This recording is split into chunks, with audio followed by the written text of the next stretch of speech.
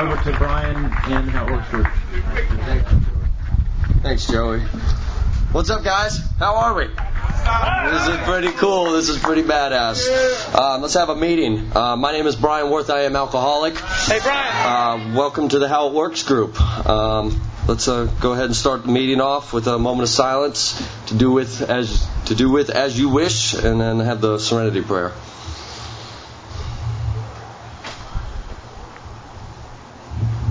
In prayer, God, grant me the serenity to accept the things that I cannot change, the courage to change the things that I can, and the wisdom to know the difference. I will now read the open meeting statement. This is an open meeting of Alcoholics Anonymous. We are glad that you're all here, especially newcomers.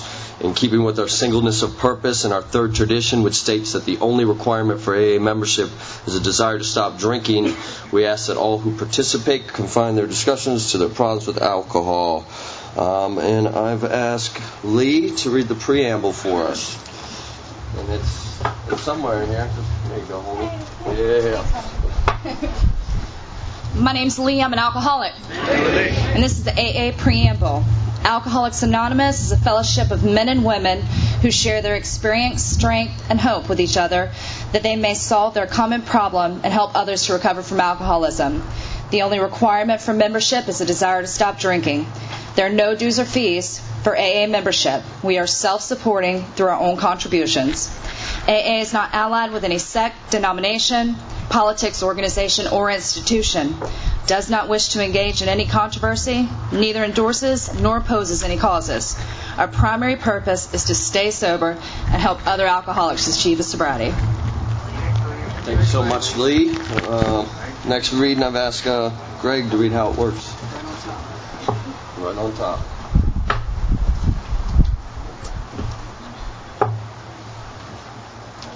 My name is Greg. I'm a recovered alcoholic and alumni of Any Length Recovery Community. Hey. This is How It Works from Chapter 5 of Alcoholics Anonymous, Program of Recovery. Rarely have we seen a person fail who has thoroughly followed our path. Those who do not recover are people who cannot or will not completely give themselves to this simple program.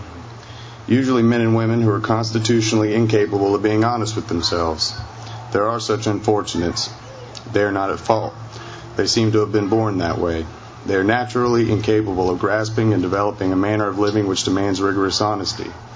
Their chances are less than average. There are those, too, who suffer from grave emotional and mental disorders.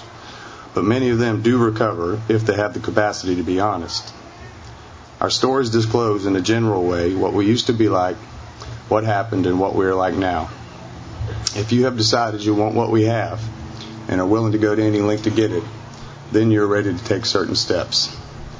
At some of these we balked. We thought we could find an easier, softer way, but we could not.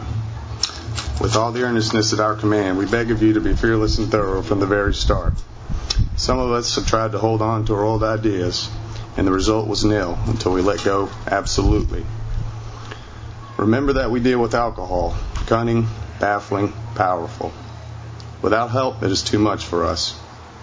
But there is one who has all power. That one is God. May you find him now. Half measures availed us nothing. We stood at the turning point. We asked his protection and care with complete abandon. Here are the steps we took, which are suggested as a program of recovery. 1, we admitted we were powerless over alcohol, that our lives had become unmanageable. 2, came to believe that a power greater than ourselves could restore us to sanity. 3, made a decision to turn our will and our lives over to the care of God as we understood Him. 4, made a searching and fearless moral inventory.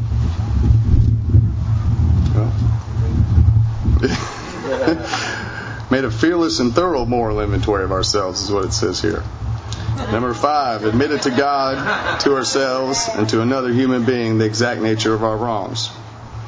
6, we're entirely ready to have God remove all these defects of character. 7, humbly asked Him to remove our shortcomings. 8, made a list of all persons we had harmed and became willing to make amends to them all. 9, made direct amends to such people wherever possible, except when to do so would injure them or others. 10, continued to take personal inventory, and when we were wrong, promptly admitted it. 11. Sought through prayer and meditation to improve our conscious contact with God as we understood Him, praying only for knowledge of His will for us and the power to carry that out. And 12. Having had a spiritual awakening as the result of these steps, we tried to carry this message to alcoholics and to practice these principles in all our affairs. Many of us exclaimed, "What an order! I can't go through with it." Do not be discouraged. No one among us has been able to maintain anything like perfect adherence to these principles. We are not saints.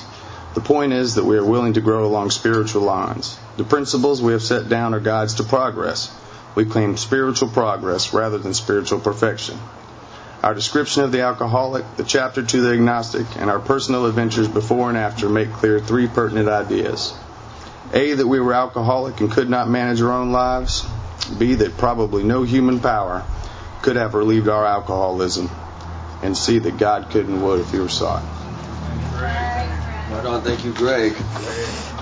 I've asked Nicole to read the 12 traditions. They're somewhere in here. Hey everybody, I'm Nicole and I am an alcoholic.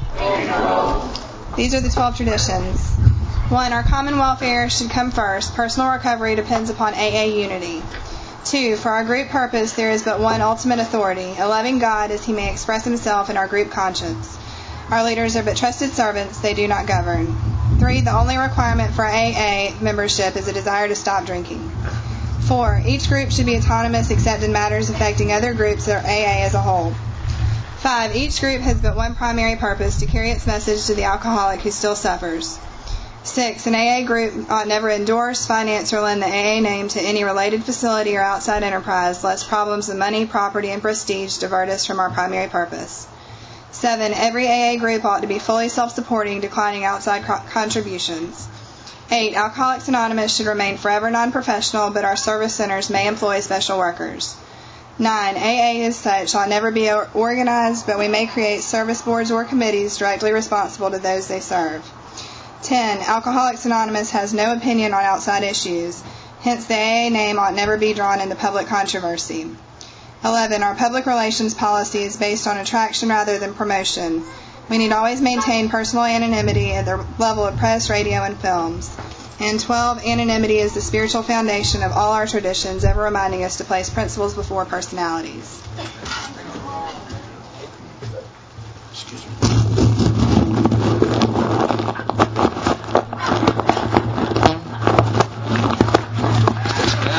Is that going to do something? Testing. Blow into it. Yeah, that's pretty awesome. And I got Jay to read the 9-step promises for us. I'm Jay. I'm an alcoholic, and you don't know what this reminds me of. And it's just put a condom on the mic so I can talk to it. I'm Jay. I am an alcoholic. These are the 9-step promises. If we're painstaking, it's funny. If we're painstaking about this phase, and he heard my fist step. If we're painstaking about this phase of our development, we'll be amazed before we're halfway through. We're going to know a new freedom and a new happiness. We will not regret the past nor wish to shut the door on it. We will comprehend the word serenity and we will know peace. No matter how far down the scale we have gone, we will see how our experience can benefit others. That feeling of uselessness and self-pity will disappear. We will lose interest in selfish things and gain interest in our fellows.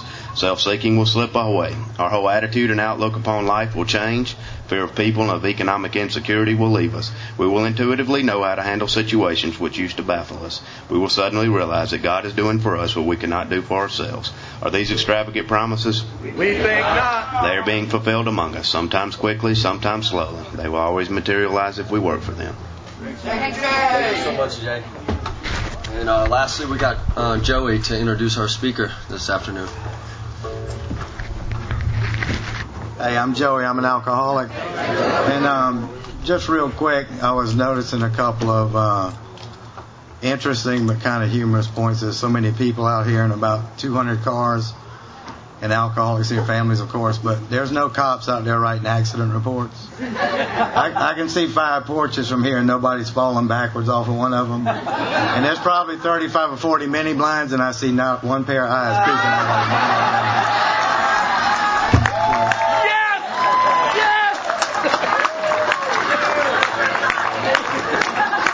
And my dog's not looking at me telling me the dog catcher's outside. There are a large number of people here, and it took me back when I was sitting thinking about the book, that one of the reasons for the success of AA is the large number of recoveries and reunited homes. And looking at all the families out here, and I'm a crier, so I'm not really going to apologize. Anyway, the guy that's going to come up here and talk, first time I heard him, Lisa had his CD. And there's some of them you can listen to and some things that just grab you right off the bat. And then going through the phone trail through AA of tracking down and getting the phone number and talking to him and starting a phone relationship over the last couple of months has been great and very interesting. And you can sense kind of a presence, but then sitting over underneath the tent where he was eating, and you can just sense the presence of a sober man and the presence of God. But from Los Angeles, Adam T.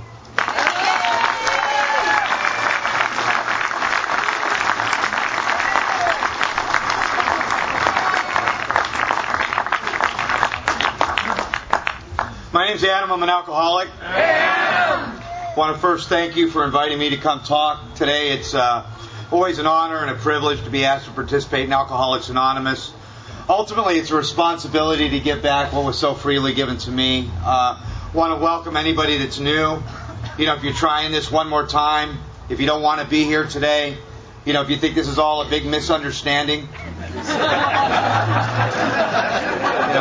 AA wasn't on my to-do list. I didn't get here because I had a bad weekend.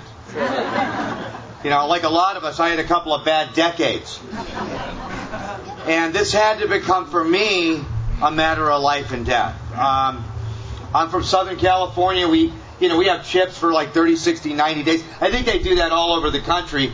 And, I had so many chips and key tags in AA, I could have played poker with them. It was awful. I recycled through the rooms for 17 years. And I remember one secretary saying, give them back. And it was horrific. I thank God for the unconditional love of the old-timers who told me stuff like, don't even bother taking chips. Just sit in the back and shut up. But you know what? In saying that with love, they also made it very clear to me that the doors of Alcoholics Anonymous would always be open to me. That if and when I was ready, that there was a solution here. And, that was really important for me to know. And if you're new, for me, there was so much guilt and shame about being a newcomer. I did that walk of shame over and over and over again. And what I would do is I would go into your head and look back at myself and think, what a loser. My goodness, why can't you get this? What's wrong with you? And I know the old-timers were judging me. If you're new, we're judging.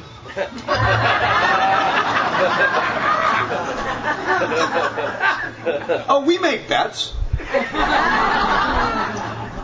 We're not that spiritual. Come on, think about it. I love it when they say, don't judge anybody in AA. You guys hear that around here? Yeah. And then what do they tell you 5 minutes later? Stick with the winners. Wow.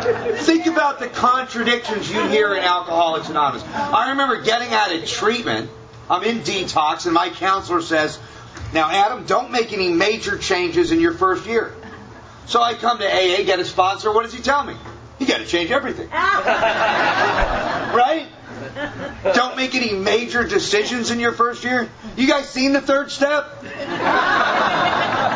thought well before taking this step. It's a lot of them. Oh, don't get in a relationship in your first year. No one knows if that works. No one's ever done it.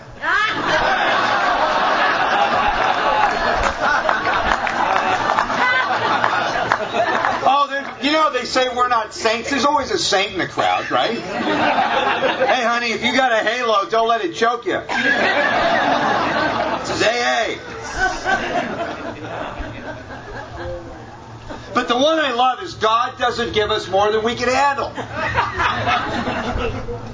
Think about that statement. If God doesn't give me more than we can handle, then why do I need God's help? Think about that. Self-reliance. And the longer I've been sober, the longer I've been separated from alcohol, the more I've come to terms with the fact that I absolutely, desperately need God's help. I need your help. If you're new, the hardest thing for me to do is relinquish control, to ask for help, to separate myself from my ego. Help is the dirtiest four-letter word in these rooms.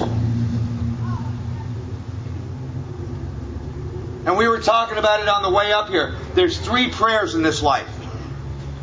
One is, God help me. It got a lot of us in this facility. One is, God give me. It's the greatest distraction on earth. But the prayer you never hear is, God use me. And I want to thank you guys for allowing me to come here and share with you. I'm probably the luckiest guy around. You know, at least to me I am. You know. And, there was so much guilt and shame about being a newcomer. Eventually I started coming to meetings drunk. Now, the interesting thing about AA in 2011 is if you see a guy drunk in an Alcoholics Anonymous meeting these days, people say stuff like, what's he doing here? Right? Think about it. With the event of treatment, which swoops us up in our most desperate moments, throws us into yoga class, craft hour, nature walks. But what I would do, my keen thinking, we have these late night meetings in LA, 11, 12 at night. We have 2,500 meetings in the greater Los Angeles area. And I'd go to 7-Eleven, get a big gulp cup, fill it up with liquor, put a splash of Coca-Cola on top. Then I'd go to the late night AA meeting, do some of my best sharing. They weren't laughing. Looking for friends. Then I started going through treatment centers, and this is not a plug for treatment, but by the time I finally got sober, I'd gone through treatment 28 times. Oh, God. Yeah, not 28 days like the movie. This isn't Hollywood. 28 consecutive times. And I remember telling my sponsor I went through treatment 28 times. I was hoping that would get rid of the guy, loser. Go find someone that's willing. And he looks me right in the eye and he says, Adam, that doesn't make you an alcoholic. And I thought, you're kidding. He says, no, it means you paid $500,000 for a big book.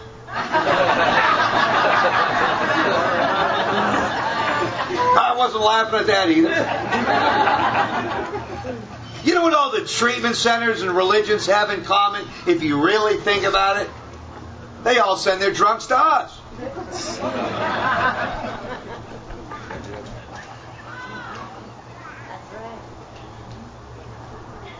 Treatment was a great place to fatten me up for another run, but treatment never solved the problem. I'm not going to start citing and quoting pages today out of the big book, but page 101 of the big book says any scheme that attempts to shield the alcoholic from temptation is doomed to failure. And I have to understand that about treatment, that it may have its rightful place, but in and of itself, it never really solves the problem. It fattened me up for another run, but it wouldn't solve the problem. And I always thought the problem was alcohol. And a friend of mine said, Adam, that bottle of Jack Daniels, that little drink, that little shot glass, that little 12-pack, he said, if that's your problem, you're probably not an alcoholic.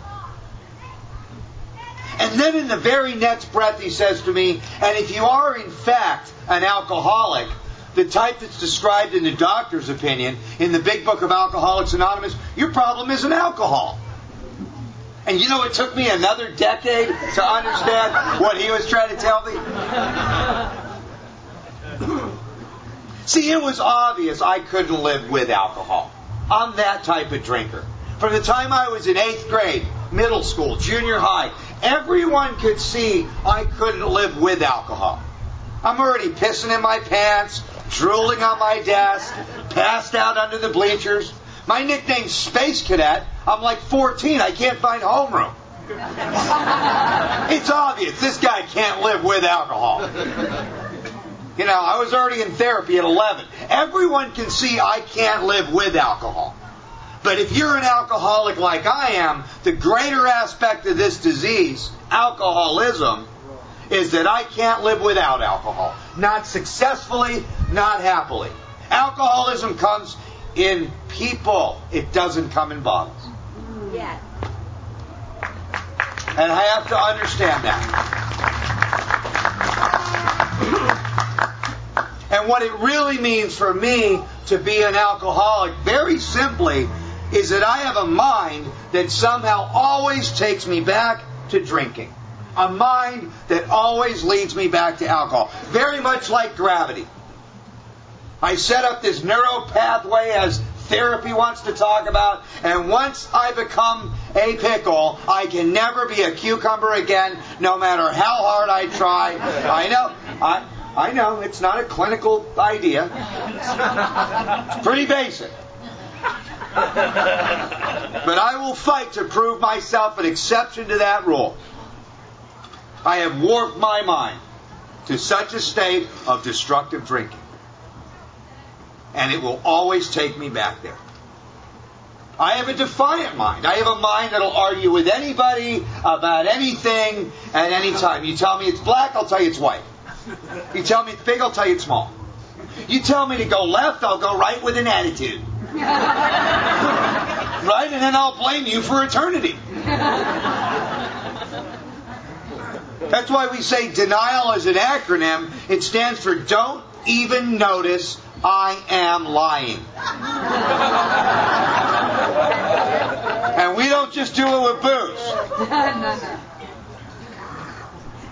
That's why you can tell an alcoholic, but you can't tell them much. You don't believe it? Start sponsoring somebody.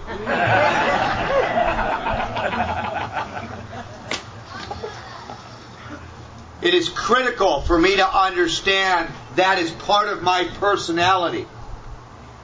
That you can lead me into the gates of hell, but you cannot push me into heaven.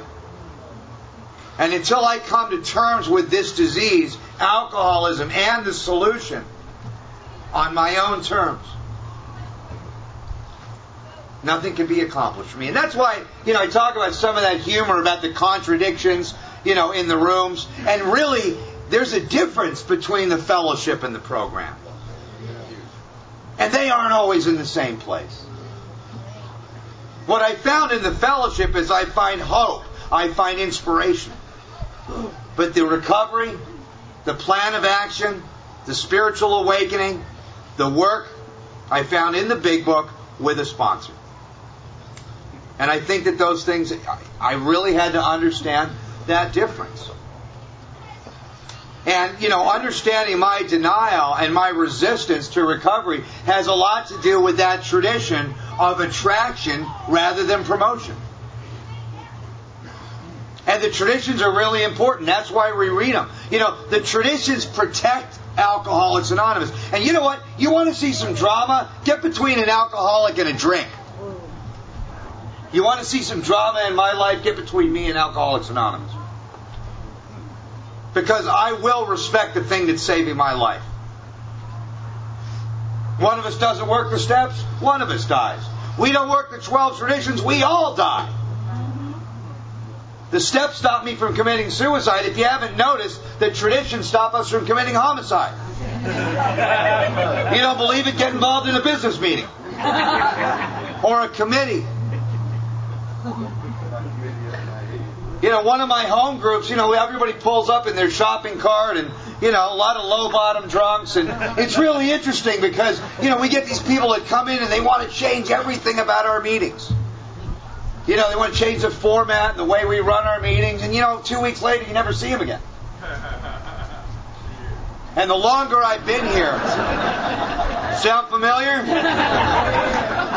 Longer I've been in AA, the more I want to keep Alcoholics Anonymous exactly the way it is. Because these traditions ensure our survival. I have to really understand that that's important, because for me, like a lot of us, when this becomes a matter of life and death, again, I'm going to start respecting the thing that saves my life. I remember like it was yesterday. I was in one more treatment center. I was dying of alcoholism. I'm going to break tradition. I've been on methadone maintenance for 10 years. Okay? Going to a clinic. I was 120 pounds. I looked like I just got out of a concentration camp. You know. I was lost. I was broken. I'd let everybody down one more time. You guys remember. Some of you were just there, right? Yeah.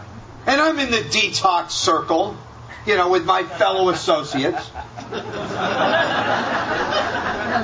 Right? A vision for you. And this woman from AA comes in. You know, on her... We have a thing in the West Coast, I don't know what you guys call it here, but called hospitals and institutions. And H&I brings meetings into prisons and detoxes and treatment centers, and they have different terminology around the country, but the concept is the same. And this woman is on her H&I panel, and she's doing her AA talk, and she looks us all up and down, and she says, if I could give you all the gift of recovery, I wouldn't do it. And I looked at her, and I looked at the guy next to me, and I said, what a bitch.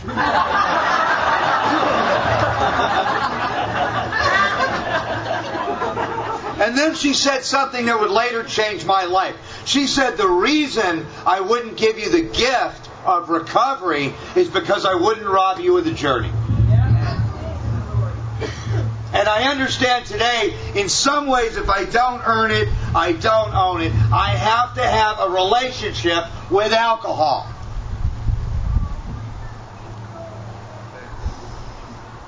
That gift of recovery, just like that gift of surrender or desperation, is personal. If you're new, we can't give you that. That really is the prerequisite for Alcoholics Anonymous. That's the cover charge to get in here.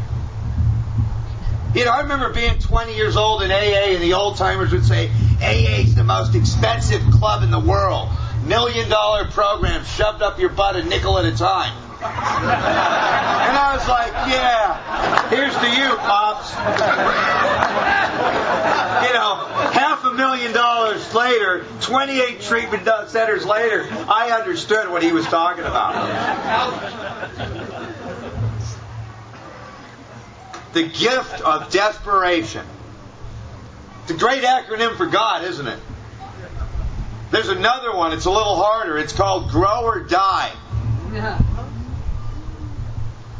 And if you're like me, I had to get to a place in my life where my head couldn't get enough and my body couldn't take any more. Then I really understand what it means to be an alcoholic. When I really see what it means to drink against my will. To make all those promises. I'm going to take care of the family. I'm going to finish school. I'm going to show up for you, Mom. I know you got cancer. And not be able to do it. You know, I take so many people through inventory, and I always hear the same thing in that dishonesty. It's not the lies I tell others. It's the lies I tell myself. That lie that my mom's, love for me was more powerful than her disease. That kind of mentality.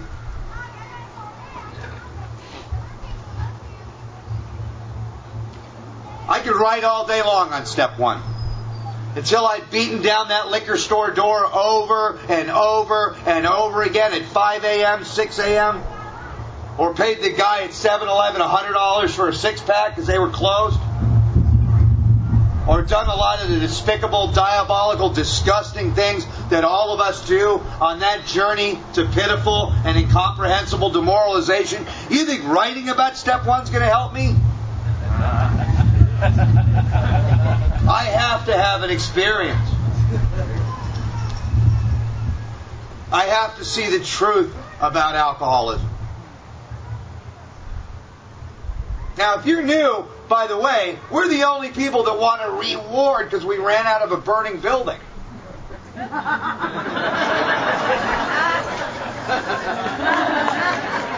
So glad glad you joined us today for free lunch. But that's the reality. This is the only place on God's earth where they'll applaud because you came in to save your own life. Feeling heroic. Thanks for gracing us with your presence. I tell people, and I don't mean to be mean because I know I'm going to offend some people today, and I'm sorry, but you know, if you're sitting here today and you really don't want to be here, don't worry about it. You won't be. That's our third tradition, man.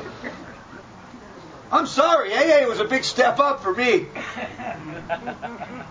And it doesn't matter about high bottom, low bottom. We were talking about it on the way up here.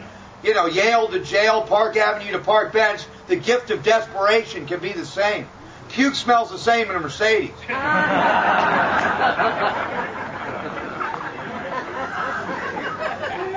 But I got to get to that place of hopelessness, of spiritual bankruptcy. I have to see that self-reliance has failed me, that there is nothing else I can do. I can't keep myself sober.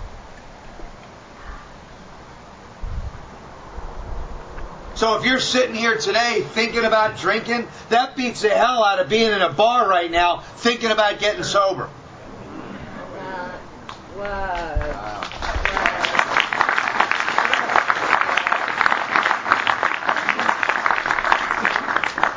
You're sitting around here waiting for the miracle to happen. Believe me, there's a few moms in here right now that think it's already happened. You're here. I had to bring the body and the mind would follow if I became willing to take action here. I remember when I got sober, my sponsor said, Adam, I want you to buy a black suit. And I said, why? And he said, well, unfortunately, if you stick around Alcoholics Anonymous, you're going to go to a lot of funerals. It's part of the way it is here. Then he said something really nice. He said, and by the way, if you drink again, at least we'll have something nice to bury you in. He was mean. But see, if you baby the alcoholic, you'll bury him. I need to hear the truth about alcoholism. That it's fatal, it's progressive, it's chronic. It's like being on a train, and the train goes to one place. It goes to jails, institutions, and death. That's the only place it goes. Now, if you're new, right now we're at a station. I feel safe, protected. I've been fed, I have some coffee, the heat's off. But see, my experience with powerless doesn't mean I can't drink. It means I will drink again. It means I will get on that train again. And I really don't know where the last exit is.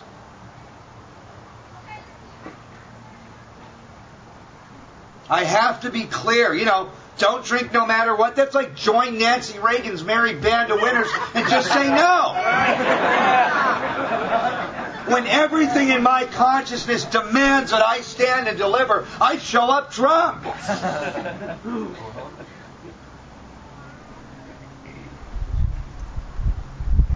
What's your drug of choice?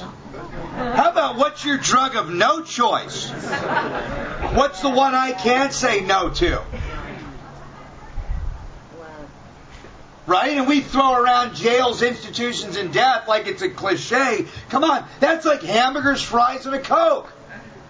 They go together.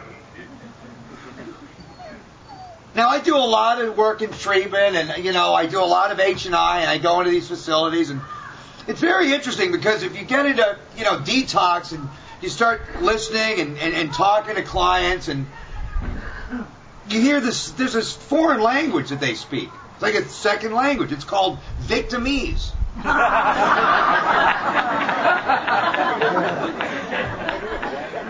It usually starts with, I lost everything. I didn't lose anything. It was all drink coupons for me.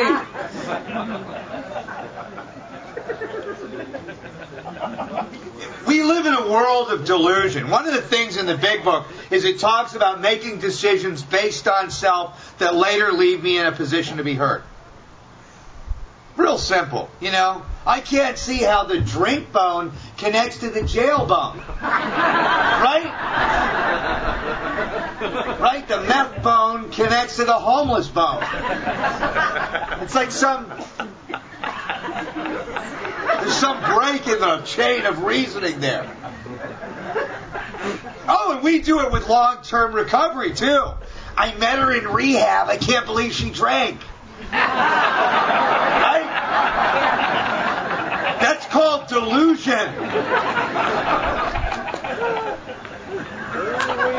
None of us are immune to that. I knew he was a crackhead. I can't believe he robbed my house. I need to write some more inventory.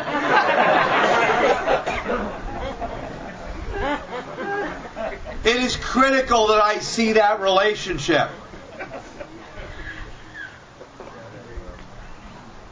You know, a lot of us inherit this disease. We look at it in treatment. We see this genogram and but it's not about that. I may not be responsible for how I got it, but I'm responsible for how I treat it. I'm responsible for my recovery. If I wasn't responsible for the stuff I did out there, why do we have a ninth step?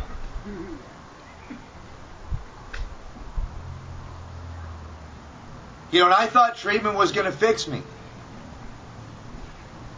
I had to become willing to take actions here that I didn't believe in. I will say it again and again today. I had to be willing to set aside some old ideas.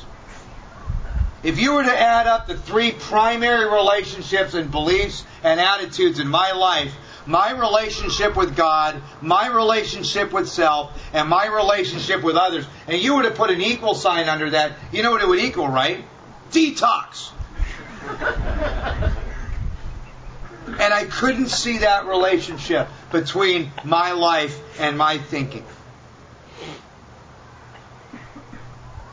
And it was important for me to understand that idea.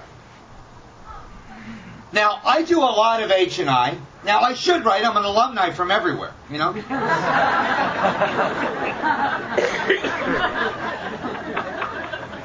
And one of the reasons I talk about that is because of the illustration of surrender. Now, one of the panels that I have is at the Veterans Administration. I'm sure you guys have a VA down here. And, you know, you get into a room like this size full of soldiers, and you start talking about surrender. You know what happens, right? Room gets dead quiet, especially Marines. But if you ever watch a soldier surrender, the illustration's perfect.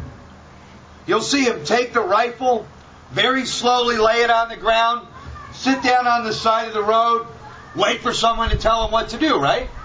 When you got 40 AK-47s pointed at your head, you don't throw down the gun with an attitude.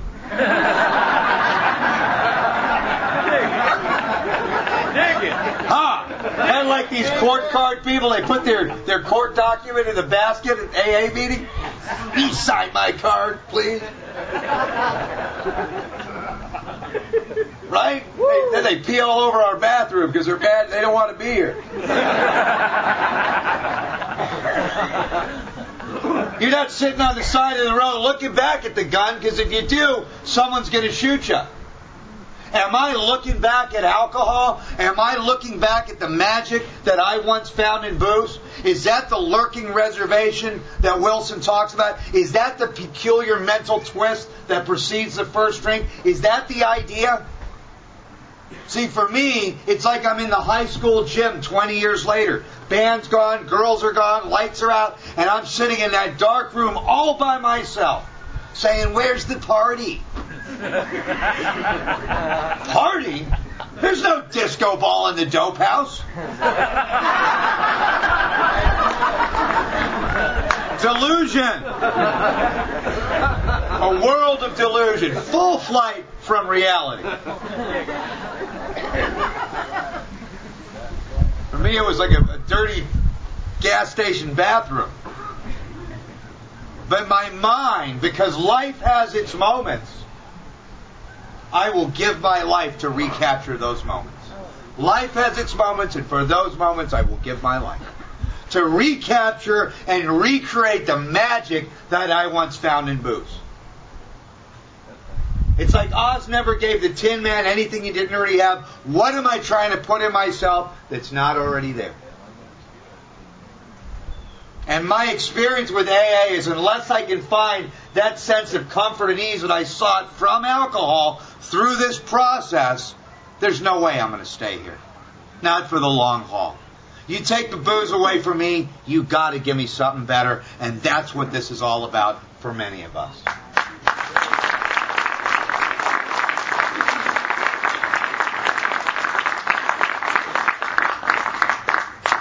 You know, there's a direct relationship for me between willingness and surrender. You ever notice that you'll never see anybody more willing to work this program than the guy that comes crawling through the front door after a long, hard run? He'll walk into our meetings and he'll do anything, right? 90 meetings in 90 days. First day out of treatment, he's got 3 sponsors. Wants to take our whole coffee pot home with him. He don't even have a trunk to put it in, right? We all see that. Probably calling here every day, I need a bed.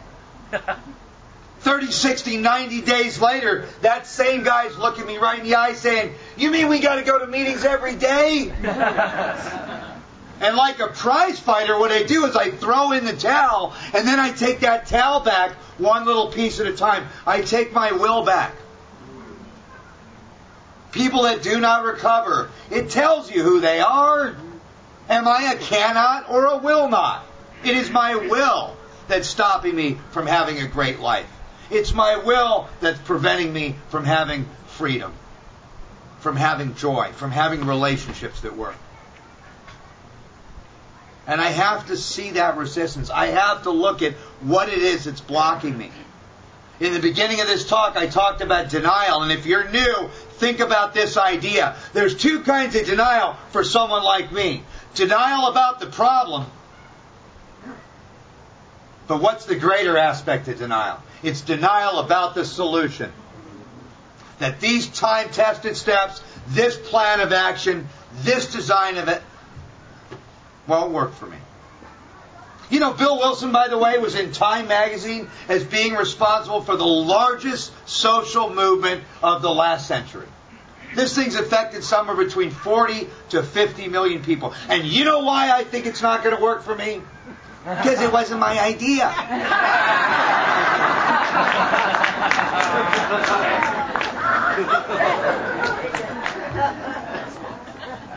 No, I'm not the only self-centered person here. I love it. You know, we say, right, we don't think much of ourselves, but we're all we ever think about. I have to be clear on this idea of willingness and surrender. They are equally proportional. And what happens for someone like me eventually is I become willing to take actions here that I don't believe in. I become willing to set aside these old ideas about self, about others, about God, so I can have a new experience with this thing. I become willing to take these actions. And that really is the idea behind this whole concept. We were talking about it before. You know, in the therapeutic community, there's a science called cognitive behavioral therapy. Guess what? In AA, it's one sentence. You can't think your way into right living, but boy, you can live your way into right thinking. Costs you $1.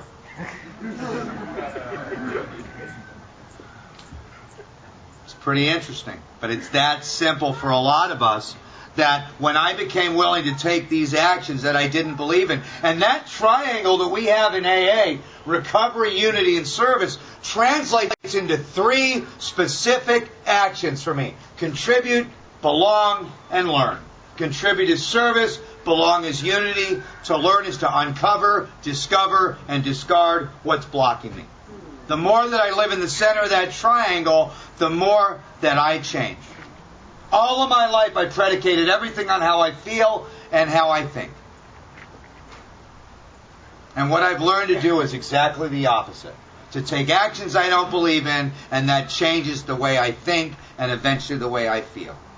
And then I look back and I say, man, how did you ever live like that?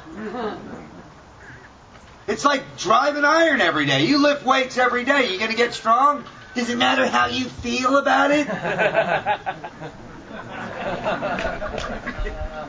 You know, we have greeters at our meetings, and I stand at a door of an AA meeting and I greet people. Hi, I'm Adam. Hi, I'm Adam. Hi, I'm Adam. It doesn't matter if I'm thinking, I hope you drink and die. And I walk in that meeting every single week, and you know what everyone says? Adam, great to see you, man. How you doing? Because I cannot separate cause from effect. I take commitments in Alcoholics Anonymous. I feel needed. I have a sense of commitment, a sense of usefulness, a sense of purpose.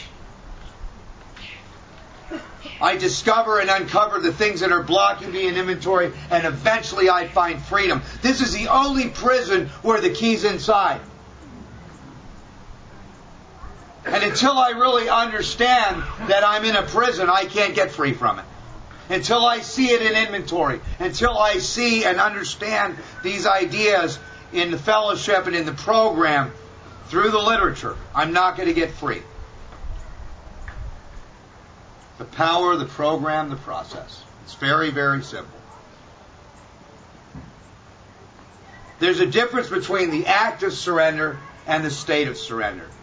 The act of surrender is what got me into AA as a newcomer over and over and over and over again. Big difference between the act of surrender that gets a newcomer into AA and the state of surrender that keeps the old-timer here. It's a completely different concept.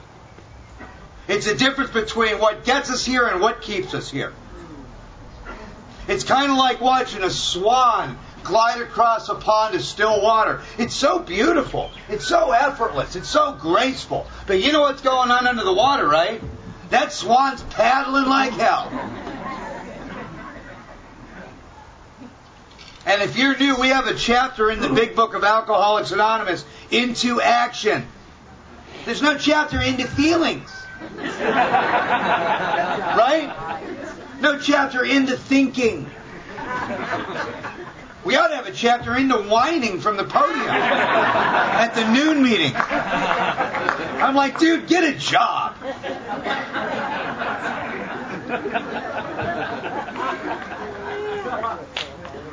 And again, I became willing to take those actions in that triangle until my feelings and my thinking begin to change.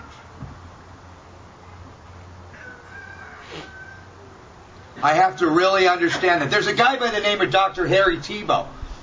Harry Tebow is one of the contributing members to some of our original literature. You can Google him. It's not an outside issue. And, you know, what Tebow talks about is the difference between compliance and surrender. Compliance, if you're new, is cooperation without agreement. Surrender, a completely different concept. And I've been in compliance with AA for years. Doing it for sober living, doing it for the judicial system, doing it for the parole department, doing it for DCSF. Where I live on the west side of LA, they do it for the trust fund. It's a good motive, right? But see, that concept of surrender, the concept of surrender, like that soldier that lays down that rifle, is unconditional. It's unconditional. This is not an intellectual pursuit. Again, I have to have an experience with alcohol. I have to come to see that self-reliance fails me. I had to get to a place where it becomes for me, like a lot of us, life or death. The idea to concede to my innermost self that I'm an alcoholic, think about it. The word concede means to surrender with a fight. And if you're new, every alcoholic defends their right to drink. Think about it. It's part of being an alcoholic, is I'm going to defend my right to drink. And I have to be clear on these ideas. If you're a drunk like me, trust me, fear's not going to keep me sober. getting a third strike, living on the street, being homeless, losing my career, throwing away my education, giving up my family. Did scared straight work for you guys? Right over my head. Now, the big book talks about the problem drinker and illustrates the problem drinker as someone that can stop or moderate given sufficient reason, right? Big difference between a problem drinker and a real alcoholic. Hey, if you get a problem drinker and a real alcoholic in a jail cell, like a drunk tank for drunk driving, you got two completely different philosophies going on. You got the problem drinker over here on one side of the cell thinking, man, why'd I drink so much last night? I knew I shouldn't have drank that 5th beer. Why did I drink so much?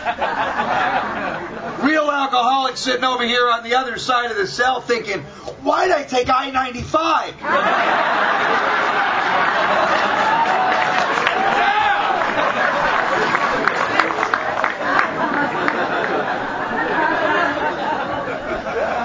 Yeah, the court card people never laugh at that joke. Shit ain't funny. You could have been home cleaning your pipe today.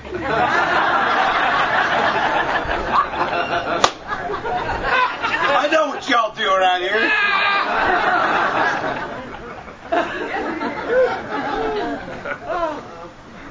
Problem drinker's wife says, honey, if you don't stop drinking, I'm leaving you. Problem drinker cleans up his act, doesn't drink in the house, gets a little Visine. Now, if my woman says to me, honey, if you don't stop drinking, I'm leaving you, you know what I'm thinking, right? I'm thinking about single life.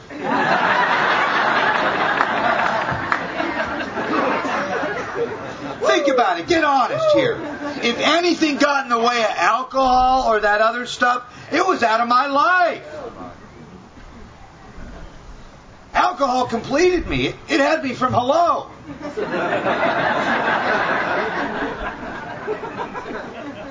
To concede to my innermost self. Of course I'm going to defend my right to drink. You think I'm going to let go of the love of my life without a fight?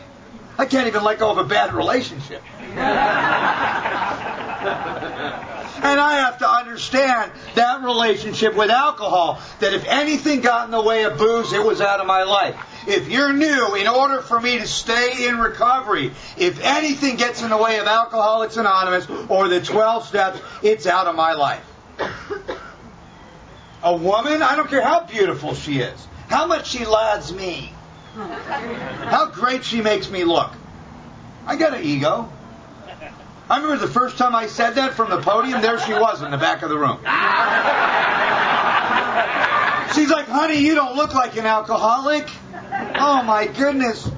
You're not speaking again, are you, sweetie? It's Saturday. Why do you got to go to all those meetings, honey? You know that program, AA, it's getting in the way of our relationship. So a couple months later, it's Thanksgiving again. It's Meet the Family night.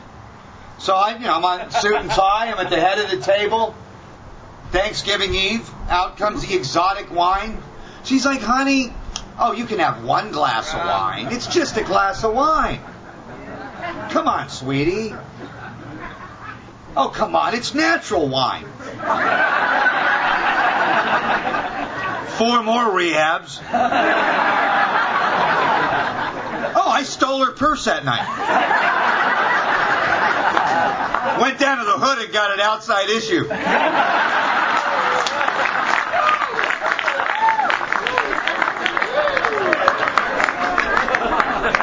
And she came to detox with a get well card. Now, I know I'm going to offend some of you guys tonight. Don't be offended. I know if you're, she had another problem going on. She belonged to another program. For her, a slip was 10 minutes of compassion.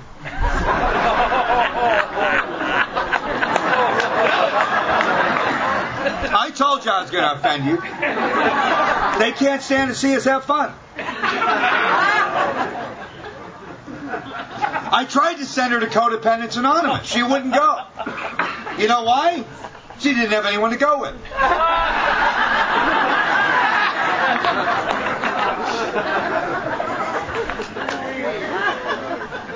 Yeah, I told her when she dies, someone else's life will flash before her eyes.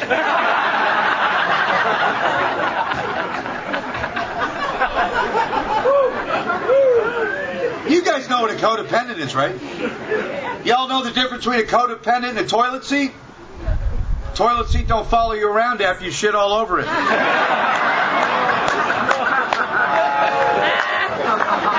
He told me I could cuss a little bit.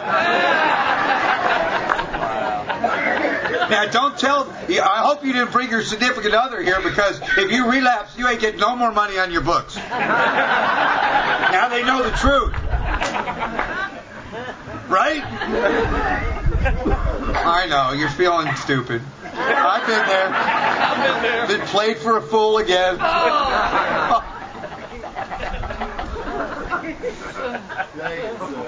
God, I love AA. I do. And I've been on both sides of that. I've done the same thing. You know, that's why we say if the alcohol don't get you, the lifestyle will. You know, we go out there and we chase it in other ways. I'm addicted to drama, excitement, and BS.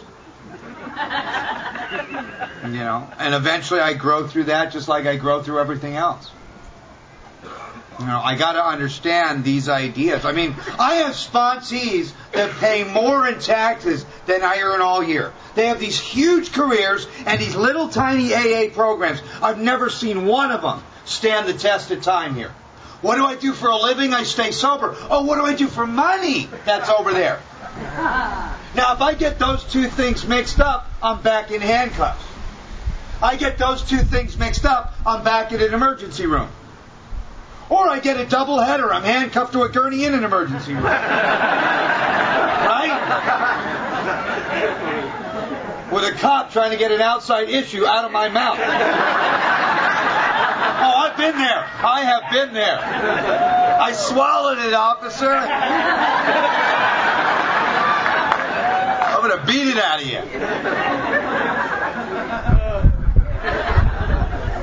Now you know why it's easy for me to be grateful, huh?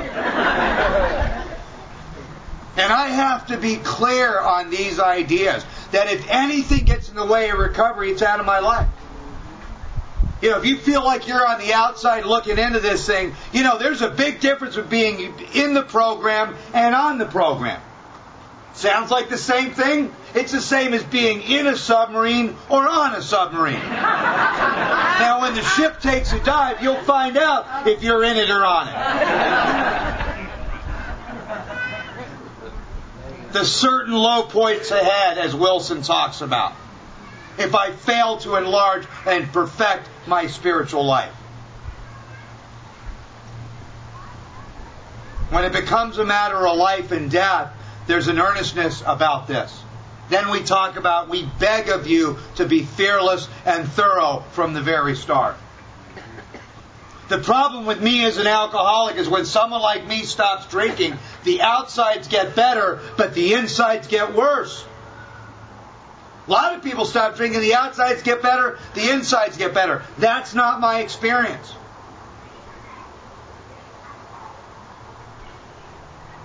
That first step concept is that I've got a body that can't process alcohol. I have a mind that can't process reality.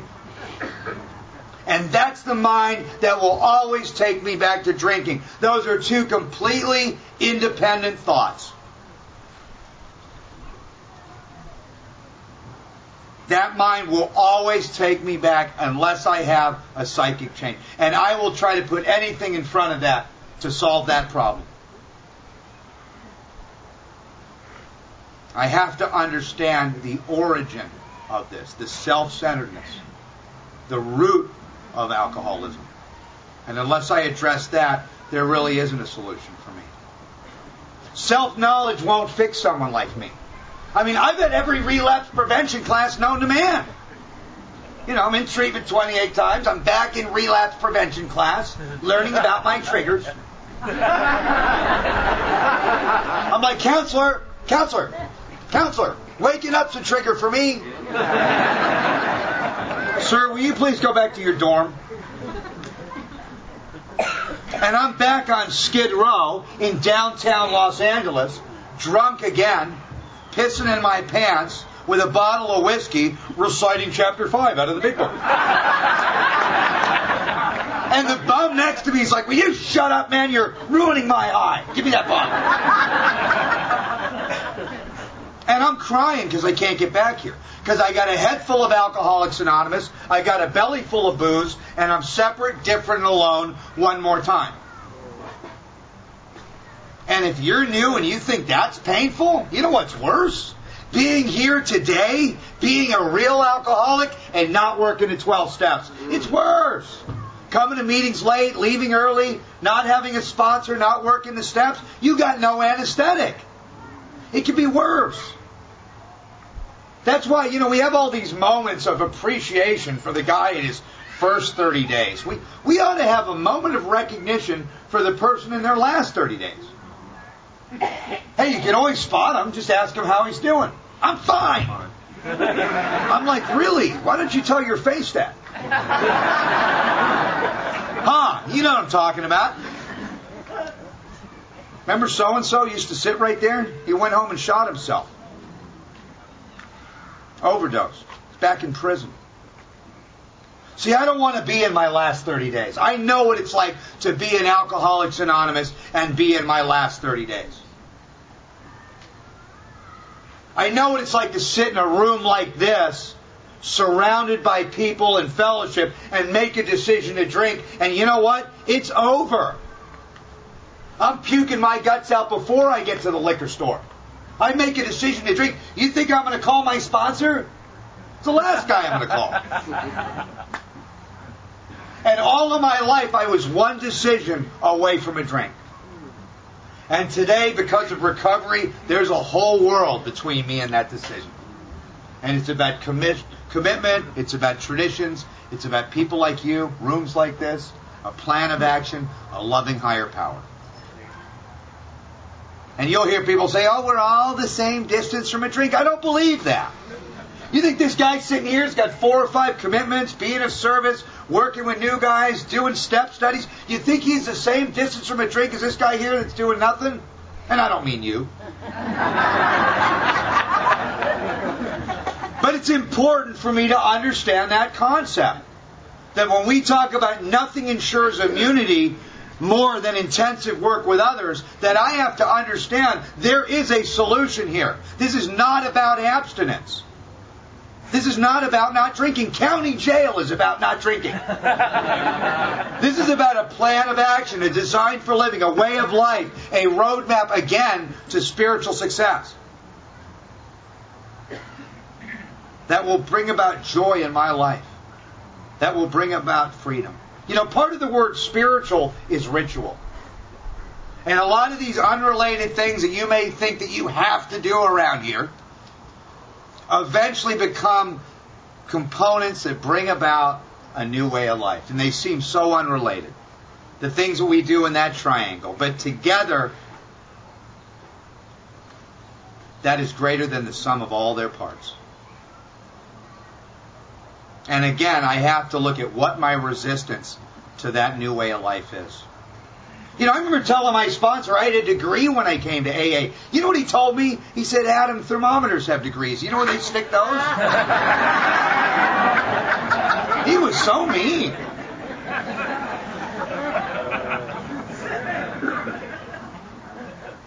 See, the knowledge is necessary for me to win the confidence of a newcomer where no one else can. Where the clergy couldn't do it, where the therapist couldn't do it, where the drug and alcohol counselor couldn't do it, where the parole department couldn't do it, where the psychiatrist couldn't do it. Another drunk was able to win my confidence because he lived like me.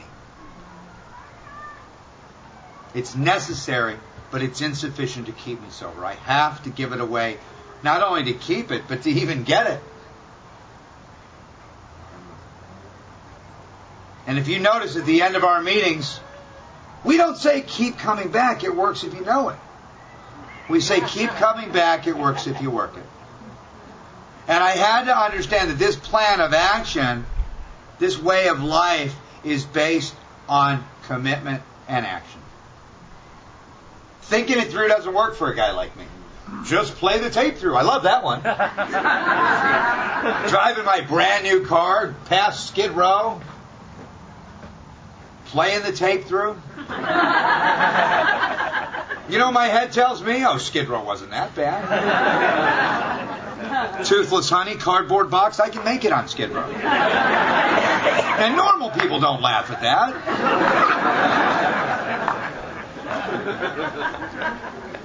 That's insanity.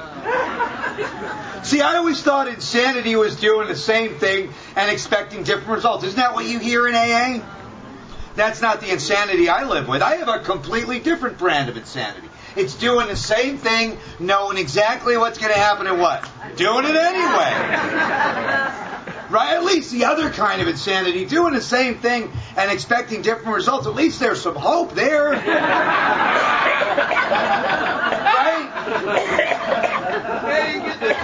Yeah, but I know exactly what's going to happen and I do it anyway. And that's what points back to why I'm powerless.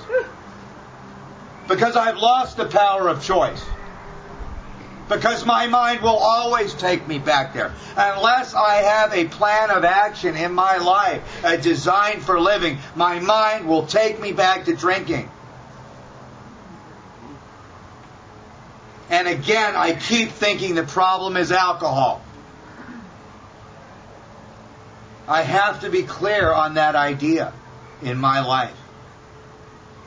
It's very interesting because, you know, we talk about chapter 5. We read chapter 5 in every meeting in Southern California, all over. And that's usually when everyone goes into text mode, right? It's like we've heard it so many times. But one of the interesting things in chapter 5 is at the end of chapter 5, the part that we read, we talk about 3 things. It says our personal adventures, right? Before and after make clear 3 pertinent ideas.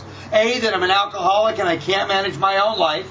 B, that probably no human power can relieve my alcoholism. And C, that God couldn't or would have sought. And I'm thinking, before and after what? But see, for me as an alcoholic, it's before and after I stop drinking. A lot of people come into AA and think the unmanageability in the second half of step 1 is because of drinking. Not necessarily true for everybody. If it's just drinking that's creating the unmanageability, stop drinking. For me, it might be the other way around. That because I need to label, because I need to compare, because I need to judge, because I'm separate, different, and alone, I got to drink. And that's what's so interesting, because Wilson, in the doctor's opinion, talks about the phenomenon of craving that ties us all together. A lot of people I drank with come into AA, and as soon as they put the drink down, something magical happens. They fit in, they're part of, the career welcomes them back, they come to meetings once a year, never work a step, and their life gets consistently better. They've been serene since their ass hit the seat in AA. That's not my experience. My experience, every time I put the drink down, the first thing they say to me is, boy, you need to be on medication. My God, why are you so emotional? What's wrong with you? Why can't you sit still back there? And I'm crying at dog food commercials. When I'm not drinking, I have a whole other set of problems. They're outlined on page 52 of the big book. When I'm not drinking, I'm afraid of misery and depression. When I'm not drinking, I can't control my emotional nature. When I'm not drinking, I can't manage my personal relationships. Sound familiar? When I'm not drinking, I'm full of fear. When I'm not drinking, I'm of no use to other people. I lack purpose. When I'm not drinking, I'm basically unhappy. And the way that plays out for me in untreated alcoholism, the second half of step 1, is I don't fit in, I'm not part of, you don't understand me, everybody's in my way, there's no opportunity, life's not fair, I'm not appreciated, she's cheating on me, they're not paying me enough for God's sake, I gotta drink. And you know what's amazing? As soon as I pick up a cocktail, I intuitively know how to handle situations that used to baffle me. Think about it. Give me 2 or 3 more drinks, fear of people and economic insecurity leave me, I'm buying a whole bar of drinks. Hell, I'll write you a check. Not only are you getting better looking, honey, I'm getting better looking. Right? Give me a couple Vicodin, I can comprehend the word serenity, and I know peace. Give me a little cocaine, I want to start a business with you. Come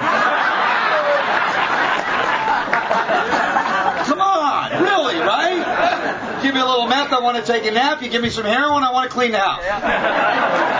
That's an abnormal reaction. You guys are laughing at that. There's something wrong with you guys. Does not occur in the normal or temperate drinker. Think about it. Alcohol by the AMA is classified as a depressant. Normal people have a couple drinks and they say stuff like, whoa, I got to slow down. I'm feeling it. I got work tomorrow. I have a couple drinks and, hey, I want to get married. I want to go to Vegas, baby. You give me a couple drinks, I'm trying to find the car keys I hid for myself before the first drink. See, for me, alcohol's a stimulant. And that's what makes me bodily and mentally different from my fellows. That's what the earth people don't understand about us. They say stuff like, I can't believe you drank again. And I'm like, I can't believe I waited so long.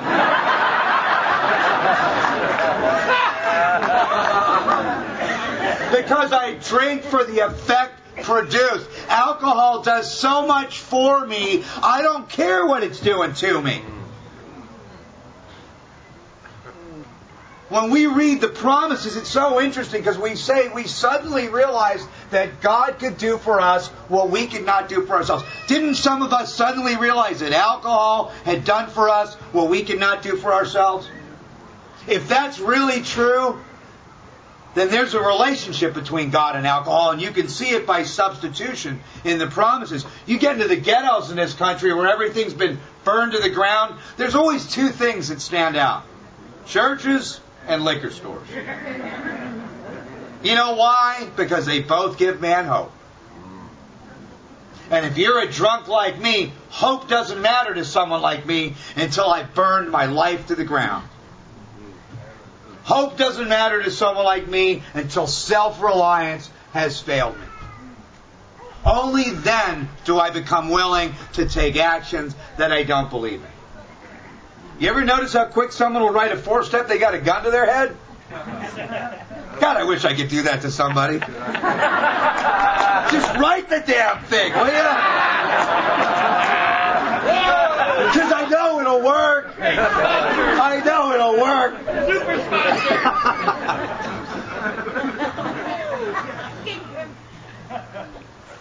We need help, but then we want to decide what kind, right? Here's a life raft. I don't want that one. It's blue. Like, I'm going to pick what's good for me.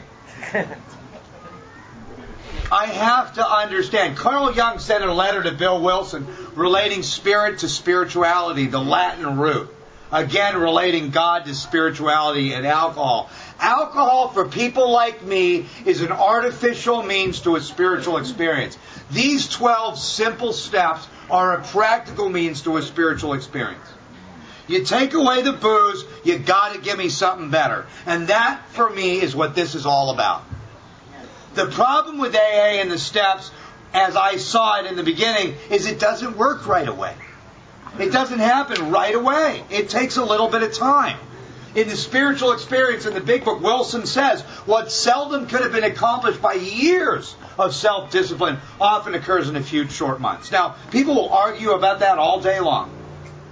I know people can write a 4-step on a napkin in 15 minutes, but I think for the change to come about, it takes patience. It's painstaking. It requires effort. I had to be willing to work at this. And if I lived to be 100 years old, I could never pay Alcoholics Anonymous back for the freedom that I've got, and the joy, and the love, and the relationships. Alcohol is what gave me the courage to ask that beautiful girl to dance, to walk across that dance floor, to go after that big job, to go after that audition. It was alcohol that gave me the wings to fly. And unless I can find that sense of comfort and ease again through this process, I'm not going to stay here.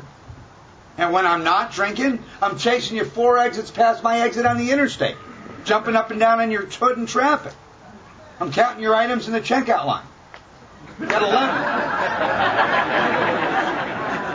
I'm so separate, different, and alone. My own mother's like, for goodness sake, just drink. You were nicer.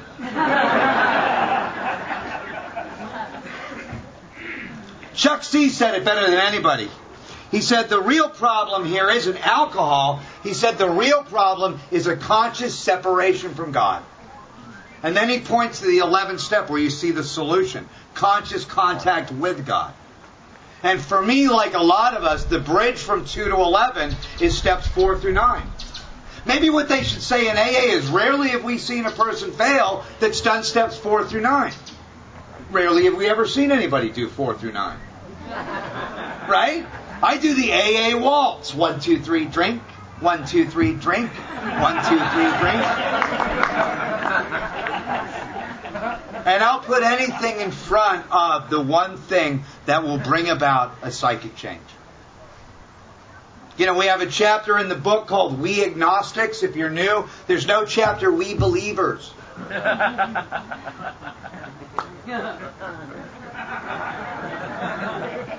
Einstein said, I'd rather live this life pretending there's a God and finding out there's no God than live this life pretending there's no God and finding out there is one. It just had to be that simple for me to be open-minded. I can't deny the power. You can't deny the numbers. A friend of mine said the definition of hell is if God were to show you all the things you might have accomplished if you'd only believed in yourself. If you're new and you can't believe in yourself, believe in the power of this program. Believe in the collective consciousness and the love of Alcoholics Anonymous. It's undeniable that it's right here in the middle of all of this. It's just this simple. There's a poem in Notre Dame. It says, I sought my God I could not see. I sought my soul I could not free. I sought my brother, and I found all three. And that's why we talk about nothing ensures immunity from drinking more than intensive work with others. The therapeutic value of one working with another is without parallel. That simple, basic idea. My sponsor said the 12 steps were like the face of a clock. When I'm in 12, I better be in 1 with a new guy. Re-experiencing the phenomenon of craving, re-experiencing the obsession of mind, re-experiencing the spiritual malady. You know why the grass is greener over there? It's because they're watering it. And the more that I work with new people, it seems that the more I get clarity. The more that I have freedom. And I had to take a look at my old ideas. I was confronted with a lot of those old ideas. I came in here with a punishing God, with the idea of a condemning God, and I had to be rid of some of those old ideas. You know, I tell people, you get in a closet and pray for a hot dog, you know what'll happen, right? You'll die. I don't mean to be mean or blasphemous, but I had to really look at some of the ideas that I'd come in here with. You know, God can move mountains, but you better bring a shovel. You know, or I have a Santa Claus God, that if I'm good, I'm going to get a reward. You know, where I live, we have a parking meter God. You get a parking space, great. You don't. That's a visual. I tell my sponsees, don't pray for women. God's not a pimp.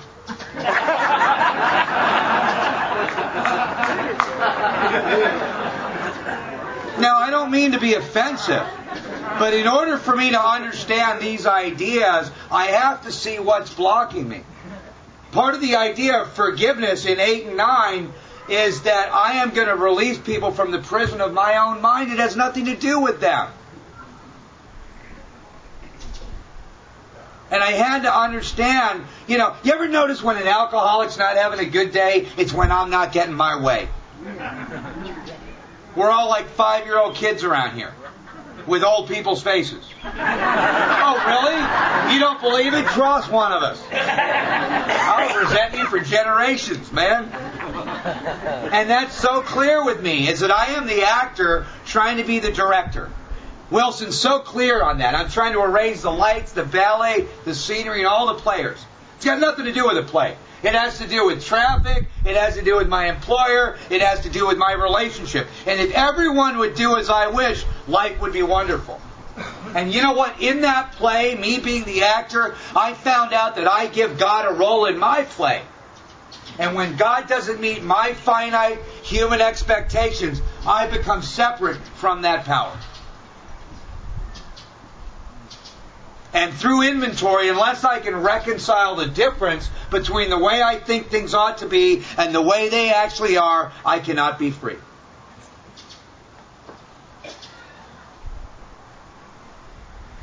I had to get to the root and cause of alcoholism, what it was that takes me back. A lot of it has to do with me needing to play God. And understanding that relationship that Wilson talks about. He's the director, I'm the actor, he's the father, I'm the child. Just this simple. God will steer, but God won't row. And the more I misinterpret that simple idea, the more spiritual pain I'm in. If this sounds familiar to you, then you got what I do. Surrender or be dragged. Right? Yeah. Self-will, run riot. One of the things my sponsor said to me, he said, Adam, what do you want from AA? What do you want? What do you keep coming back here for? And you know, with an ego like I have, I said, well, I want a yacht and a Learjet. And you know what he said to me? He said, Adam, if you work steps 4 through 9, and you consistently live in 10, 11, and 12, what you'll get, because I always want to get something, right? I'm in it for, I'm a taker. He said, what you'll get is a quiet mind and a loving heart. And I looked at him and I said, what do I want that for? But see, you guys know, what is the opposite of a quiet mind? This refers to the grouch and the brainstorm in the 4-step. The opposite of a quiet mind is a mind that won't shut up. It's a mind that's up at 3 in the morning telling you you're a loser. You're fat. You know that job you got? They're going to do the background check on you tomorrow. Right? It's up 5 minutes before me every day saying, you don't need AA. Those people don't care about you. No one's calling you. And the opposite of a loving heart is a vindictive heart. It's a prejudiced heart. It's a resentful heart. And all of my life I was crucified between 2 thieves. Yesterday and tomorrow.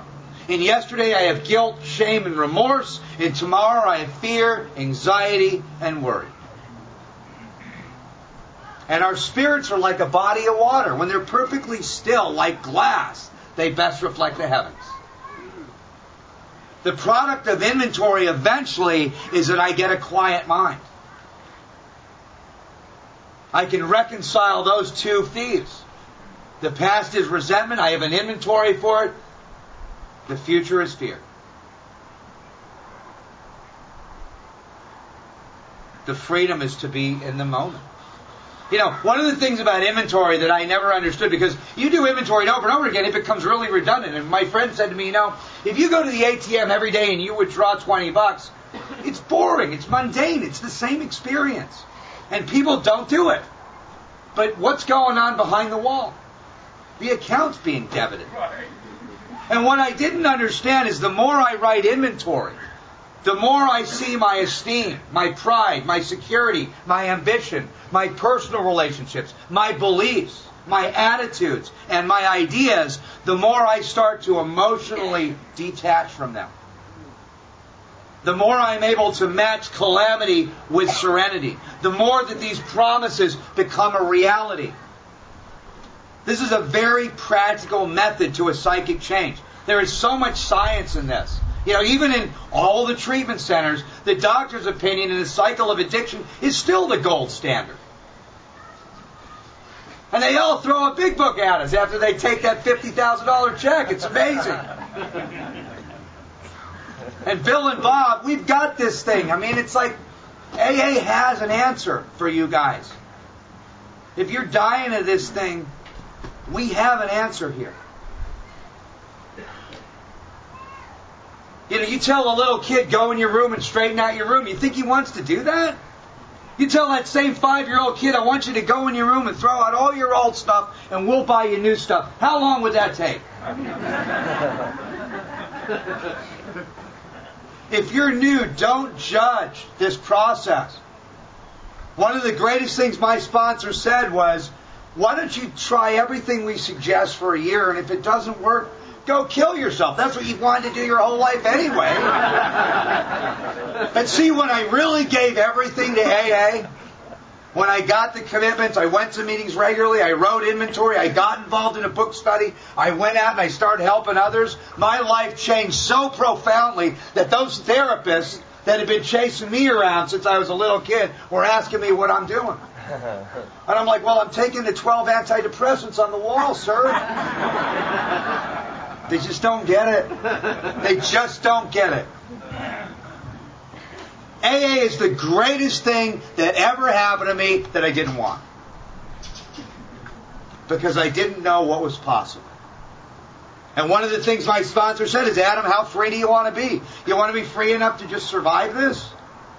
I ask people, how you doing, man? I'm hanging in there. God, I'll buy you a drink if it's that bad. It's not supposed to be like that. Someone said AA is like sex. If you're not having fun, you ain't doing it right.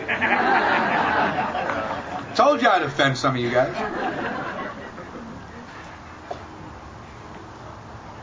I have to find out what it is that's blocking me. This guy comes up to his sponsor. Now, he says to his sponsor, I was in a restaurant last night, and I paid with a 20, and the waitress gave me a change for 50, and I don't know what to do. And the sponsor says, well, you should give your money back. The girl could lose her job. So he gives the money back.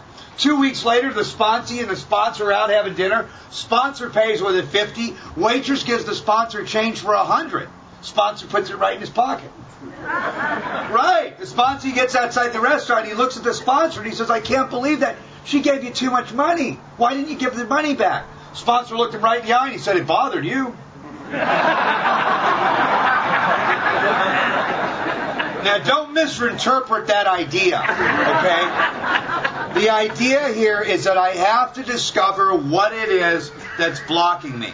One of the things we say is where there's hysterics, there's historics.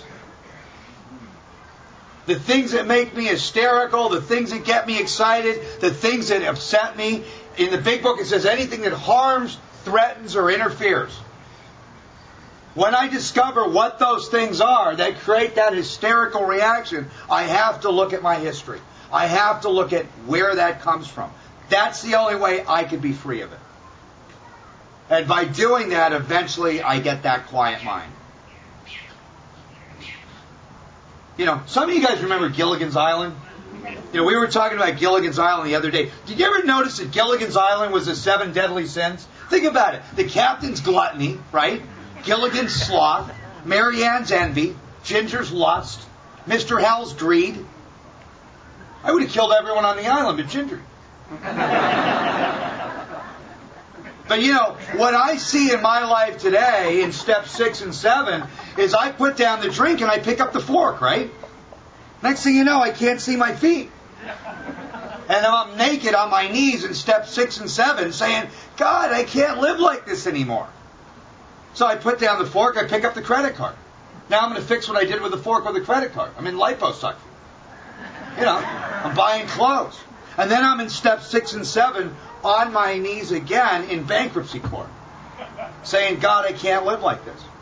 Then I put down the credit card and start acting out in the rooms. Can't go to that meeting again.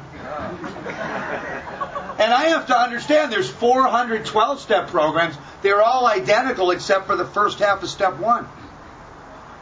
And unless I straighten out spiritually in 4 through 9, it's very easy for someone like me to play musical poisons in the first half of step 1 and never really spiritually evolve. And what I've understood now through doing this process, if you're new, we don't love each other in spite of these defects. If you've been around here for a while, one of the things we find out is we love each other because of them. And it's just that simple. If someone did to me what I did to myself, I hate to say it, but I would have killed them. In closing, if someone did to me what I did to others, I probably would have killed them. And then I come in these rooms and you want me to pray to God? I didn't want God to find out where I was. See, that's the conscious separation from God that Wilson talks about. Those 3 relationships with God, with self, and with others were destroyed. I was bankrupt in those 3 areas. You really look at the 12 steps by design. Steps 1 through 3, recreate and develop a relationship with God. 4 through 7, recreate and develop a relationship with self. 8 and 9, recreate and develop a relationship with others. 10 maintains my relationship with self. 11 maintains my relationship with God. And 12 through service in my community maintains, develops, and grows my relationship with others. So coming out of the steps, I'm able to live in harmony in those basic, simple relationships. There was a great spiritual teacher. He was asked, what's the most important thing of all your teachings? He said, love God with all thy heart, love thy neighbor as thyself. Built right into the steps. And if God scares you out of these rooms and you're a real drunk, don't worry about it. Booze will scare you back in. We got you. So in steps 1 through 3, I give it up. 4 through 7, I clean it up. 8 and 9, I make it up. 10, 11, and 12, I keep it up. And as a result of that, I'm able to navigate around the drama. I'm able to match calamity with serenity. I'm able to stay in fit spiritual condition. I'm able to reach back in my community and actually help somebody. You know, one of the oldest stories in AA is about a little 5-year-old kid. He's 5, and he wants to play with his dad, and the dad's like an accountant. He's trying to figure out a way to occupy this little 5-year-old. So what the dad does is he gets this map of the world, and he rips it up into like 50 pieces, and he gives it to the little boy, and he says, what I want you to do, son, is I want you to put this map of the world back together, and when you're done, we'll play. Gives him some tape. Little kid comes back in 2 minutes. He's got this whole map of the world reassembled, and it's perfect. The dad says, that's impossible. I'm 40. I couldn't do that. How did you do that? Little 5-year-old looks up at his dad, and he says, well, Dad, on the back of the map of the world, there was a picture of a man. I just put the man back together, and the whole world fell into place.